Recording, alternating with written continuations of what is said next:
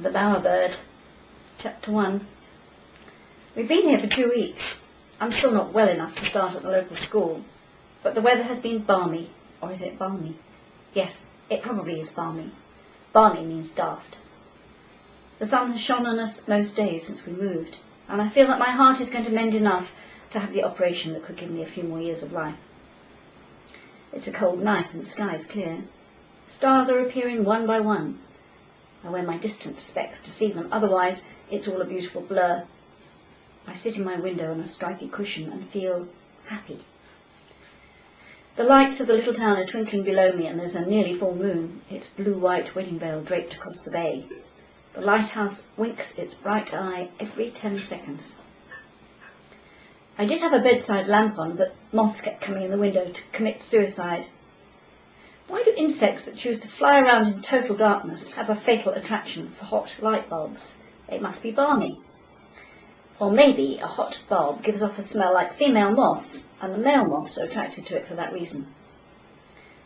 Even in the middle of the night, seagulls are flying all around us, calling to each other in the dark.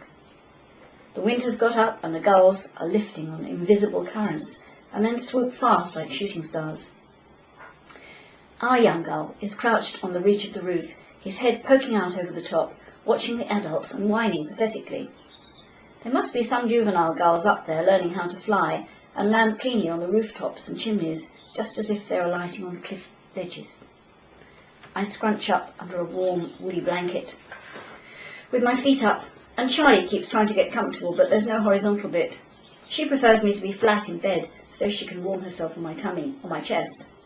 She shouldn't really sit on my chest, because I have trouble breathing at the best of times, and anyway, I had open heart surgery last year when I was 11, and the healing process hasn't finished yet. The operation was a waste of time.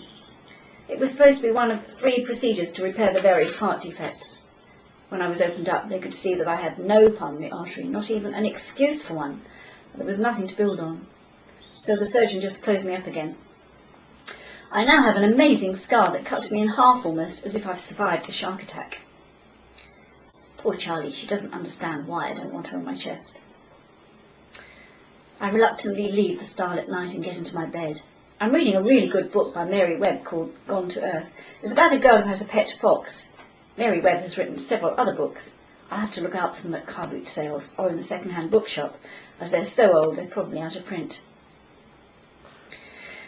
As usual, the 3 cats wake me. Charlie is the noisiest and the most demanding.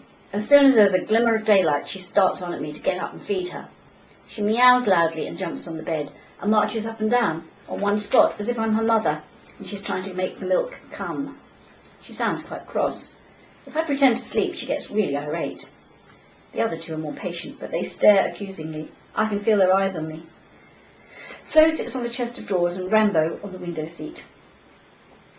I wake to a completely pink dawn. Outside, everything is saturated with an intense rosy glow. Pink sky, sea and bay. Pink roofs, candy sand. I yearned for a party dress when I was 5 or 6 of exactly this shade to match my Barbie doll's outfit. By the time I find my specs, put on a dressing gown and flip-flops, load a film into my camera and lean out the window, the pink has paled and silvered, but the sun now hangs heavily above the dunes, like a red balloon full of liquid. One small boat chugs out of the harbour, dragging a pink wake, and gulls are following in a raucous rush. I'm surrounded by hungry cats. I better give in. Charlie's jubilant, running ahead down the stairs, calling me to hurry up. The others follow behind me.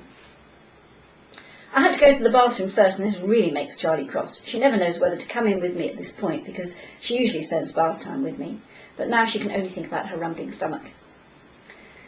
Mum is in the bathroom for longer and longer every morning. What does she do in there? She told me once she hadn't had a decent crap since I was born.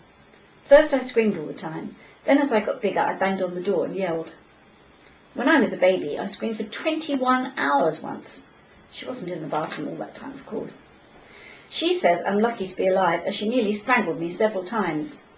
Sleep deprivation makes you go balmy, apparently. Mum, I have to wee. I'm desperate. She's looking into a magnifying mirror and doing something disgusting with scissors up her nose. Oh my God, Mum, that's gross. You'll slice through your mucous membranes. They're blunt-ended, Gussie. You wait until you get hairy nostrils. See how you like it.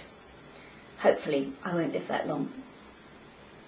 She does all this other stuff, too, to her face, plucking and scraping and applying various very expensive unguents.